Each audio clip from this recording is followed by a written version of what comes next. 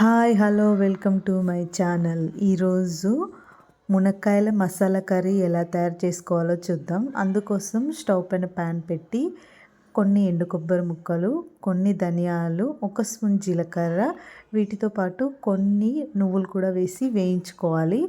వీటిని మిక్సీ జార్లో వేసుకొని కొద్దిగా వాటర్ వేసి మెత్తని పేస్ట్ లాగా చేసి పక్కన పెట్టుకోవాలి.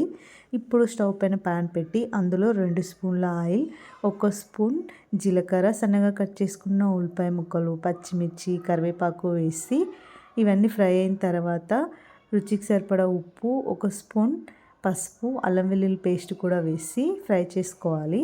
ఇప్పుడు సన్నగా కట్ చేసుకున్న టమాటా ముక్కలు వేసి మెత్తగా ఉడికించుకోవాలి. టమాటాలు ఉడికిన తర్వాత మునక్కాయ ముక్కలు వేసి కలుపుకోవాలి.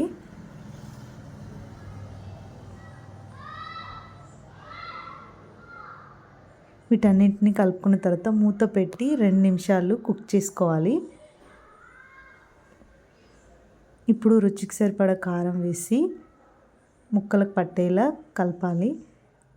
ఇప్పుడు ముందుగానే మిక్సీ పట్టి పెట్టుకున్న పేస్ట్ మొత్తం వేసి కలపాలి. ఇప్పుడు కొద్దిగా వాటర్ వేసి మూత పెట్టి మునక్కాయలు ఉడికేంత వరకు ఉడికించుకోవాలి. ఇప్పుడు మునక్కాయలు బాగా మెత్తగా ఉడికిపోయాయి. 1 స్పూన్ గరం మసాలా వేసి